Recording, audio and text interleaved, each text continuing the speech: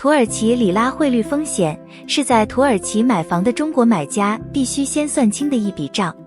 本文写作时，里拉对美元仍在历史低位波动，很多人第一反应是太便宜了，赶紧买。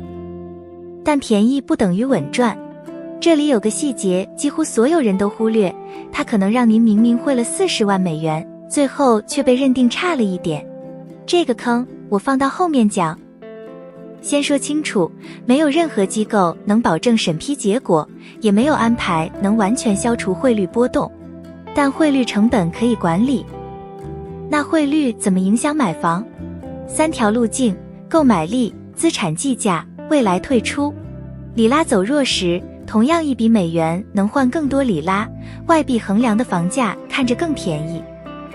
但注意，房子一旦以里拉持有，里拉继续贬值，您的资产换回美元就可能缩水，即便里拉房价上涨，也未必完全对冲。第3条是退出，将来出售、汇出，还要再经历一次结汇购汇。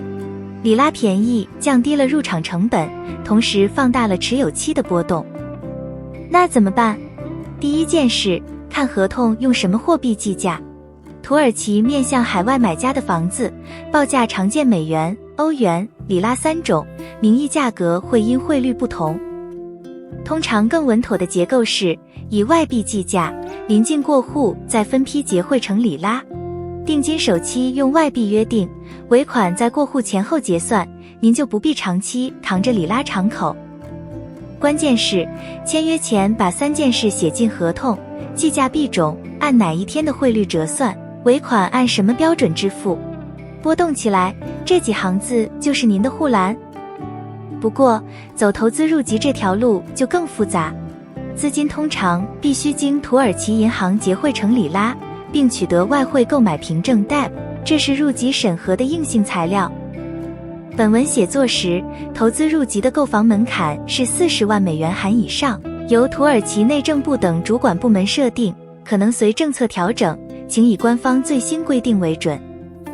还有估值，房产估值必须由土耳其资本市场委员会 SPK 授权的机构出具报告，是否达标一般看成交价与估值中更审慎的口径。那什么时候进场？很多人只盯汇率，其实要同时看3个变量：里拉汇率、TCMB 政策利率、当地房价走势，三者不一定同向。里拉走弱，外币计价的房价看着便宜，但同期 TCMB 若维持较高利率抑制通胀，本地按揭成本上升，可能压制里拉房价。所以与其压某个精确的低点，不如分批入场，用纪律代替预测。目标不是买在最低点，而是降低买在最差点的概率。管理汇率风险，实务上常见4种做法。第一，分批购汇，把一次性大额换汇拆成若干笔，平滑掉单日的极端值。第二，远期或锁汇，通过银行工具在约定的未来日期按锁定汇率交割，能锁定成本，但通常需要授信和保证金，还含点差成本。第三，以外币计价合同，把里拉敞口压缩到结汇环节。第四，完整保留每一笔购汇与换汇的银行文件，可用性和成本因银行、因个案而异。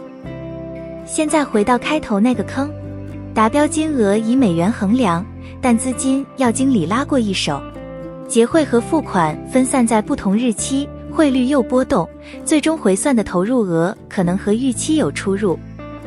差一点没达标，往往就是这么来的。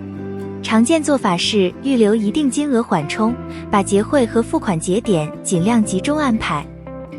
付款节奏同理，签合同付定金， SPK 估值，办税号开户，分期付款，最后在土地登记局 TOP 过户。每个节点都对应一次换汇，把付款节点和购汇计划提前对齐，就不会被动在不利汇率下大额换汇。资金来源要清晰可追溯，境内一端的购汇规定也要提前规划。土耳其里拉汇率风险消除不了，但完全可以被管理。把币种、时点和合规提前规划好，剩下的才是真正重要的事。中土华信集团是常驻伊斯坦布尔的全中文团队，端到端陪同，关键节点用中文书面汇报。关注我，少走弯路，完整清单，主页了解更多。